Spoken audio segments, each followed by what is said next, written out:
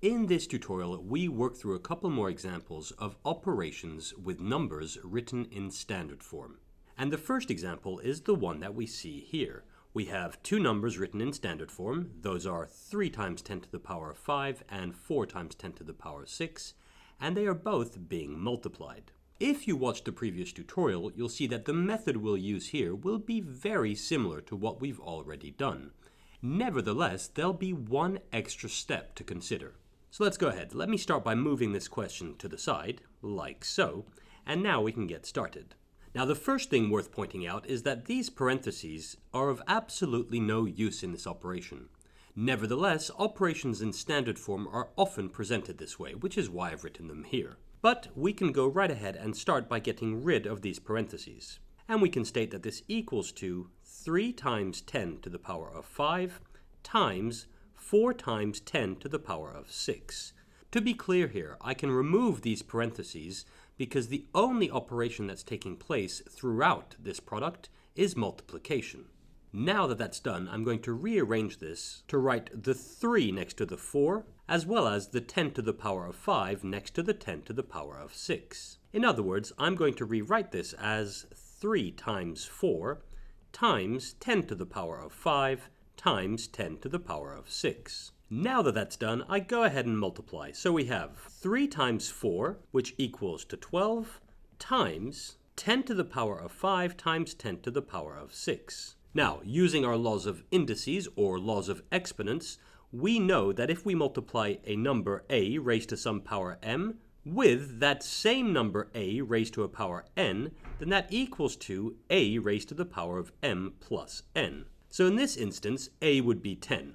Multiplying, therefore, leads to 10 raised to the power of 5 plus 6. And that's equal to 12 times 10 raised to the power of 11. Now, we cannot stop there. Here comes the important part of these examples. This number 12 that we have here is greater than 10, and we can't have that. Remember that when we write a number in standard form, we have to have a, some number, times 10 raised to the power of k. And there are two conditions here. First of all, the power k has to be an integer. In this case, we have k equals to 11, so that's not a problem. Secondly, though, this number a must be such that a is greater than or equal to 1, and it has to be less than 10. Now, since 12 is greater than 10, the trick is to take a factor of 10 out. Here's what I mean. We can rewrite this as 1.2 times 10 times 10 to the power of 11. Now that that's done, I multiply this 10 with the 10 to the power of 11, and that leads us to 1.2 times 10 to the power of 12. And that's the final answer. Notice that by taking that factor of 10 out, we turned the 12 into 1.2. Okay, let's look at another example.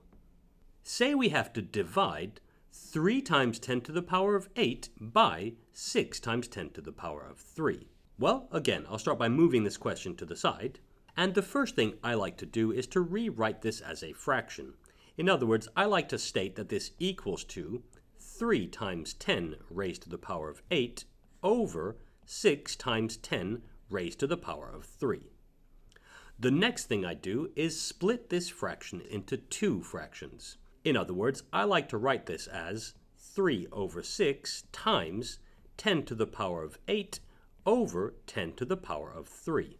And we're allowed to do this because a times b over c times d equals to a over c times b over d. Now, at this stage, we can start calculating. 3 over 6 equals to 3 divided by 6. And that's equal to 1/2, or 0.5. And we multiply this by 10 to the power of 8 over 10 to the power of 3. Now, to take care of this 10 to the power of 8 over 10 to the power of 3, we use our laws of exponents again. Remember that if we have a non-zero number a raised to some power n, which is being divided by that same number a raised to a power n, then this equals to a raised to the power of m minus n. Using that result here, in which case a would be equal to 10, we can state that this equals to 0.5 times 10 to the power of 8 minus 3. And that's equal to 0.5 times 10 raised to the power of 5. And now, just as in the previous example, we have an issue with the number multiplying the power of 10. Indeed, this 0.5 is less than 1. Remember, when we write in standard form a times 10 raised to the power of k, the number a has to be such that it is greater than or equal to 1 and less than 10.